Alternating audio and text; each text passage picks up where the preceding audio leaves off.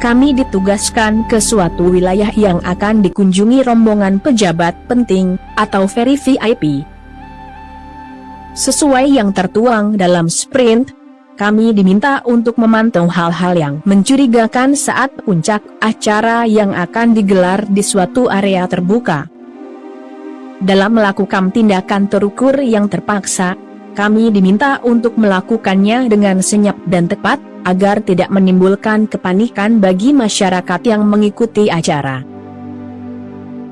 Ini suatu tugas yang tergolong berat dan sulit.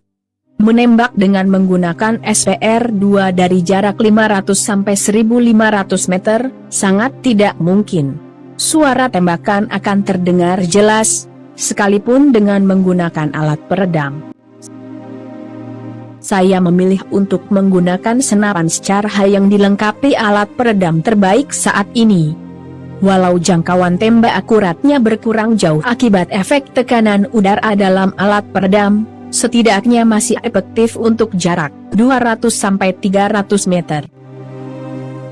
3 hari sebelum hari H, saya bersama 3 orang rekan melakukan peninjauan lokasi. Saya mengamati bentuk kontur tanah dan kondisi medan. Kemudian menganalisa titik-titik rawan yang mungkin menjadi posisi KKB melakukan tembakan ke area di mana acara dilaksanakan, termasuk posisi podium tempat pejabat akan berdiri. Dari hasil analisa saya bersama rekan-rekan, ada 2 titik yang kami perkirakan sebagai posisi paling rawan KKB melakukan tembakan. Kedua titik lokasi tersebut berada di tengah-tengah hutan lebat, 400-600 meter dari lokasi acara. 2 hari sebelum hari H, kami menyusun strategi operasi lapangan. 2 titik target sasaran kami beri kode area, Honai 1 dan Honai 2. Tim kami, saya bagi menjadi 2 tim kecil sesuai tugas masing-masing, yang terdiri dari 5 personil. Tim pertama akan mengambil posisi di ketinggian perbukitan, bertugas memantau 2 titik target. Tim kedua akan berkamuflase di antara 2 titik target sasaran, yang bertugas sebagai eksekutor. Saya masuk dalam tim kedua. Pukul 3:15 WIT. 1 hari sebelum hari H, kami berangkat ke lokasi. Selain membawa senapan SCAR-H, saya juga membawa busur panah hasil rakitan saya sendiri. Busur panah ini hanya saya gunakan dalam tugas operasi khusus.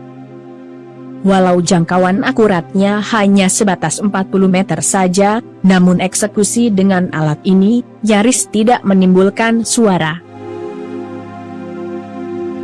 Pukul 5 WIT, kami sudah berada di sekitar lokasi.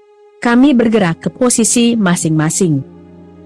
Pukul 6:10 WIT, lokasi sudah mulai terang. Kami mengambil posisi berkamuflase untuk menunggu informasi dari tim pemantau.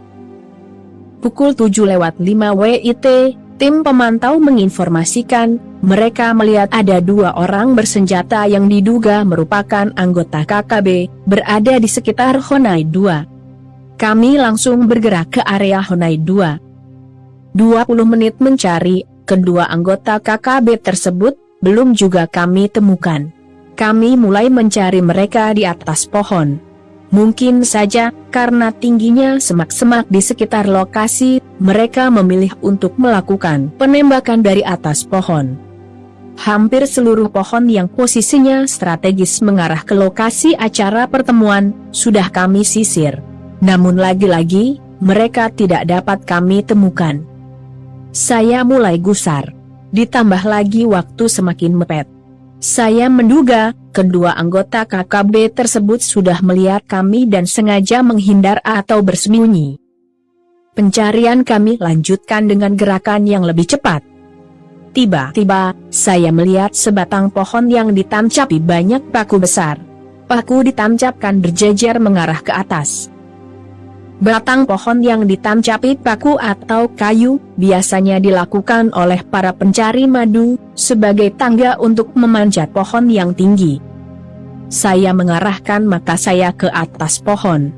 Sama sekali tidak ada sarang lebah maupun tanda-tanda bekas sarang lebah yang dipanen. Saya cermati lagi paku yang ditancapkan di batang pohon. Semuanya bersih, bahkan terlihat masih baru. 3 personil saya perintahkan melanjutkan pencarian. Saya dan 1 orang rekan yang memegang pistol revolver berperedam, berkamuflase 15 meter dari batang pohon. Tidak berapa lama kemudian, 2 anggota KKB yang kami cari pun muncul. Dengan mengendap-endap, mereka mendekati pohon. KKB pertama langsung naik ke atas pohon. Sementara 1 orang rekannya masih berjaga di bawah. Saat KKB kedua mulai mengangkat kakinya untuk memanjat pohon, rekan saya pun mengeksekusinya bersamaan dengan melesatnya anak panah saya ke arah anggota KKB pertama yang sudah berada 10 meter di atas pohon. Selesai tanpa suara berisik. Kami melanjutkan penyisiran. Sampai acara selesai, situasi keamanan lancar dan terkendali.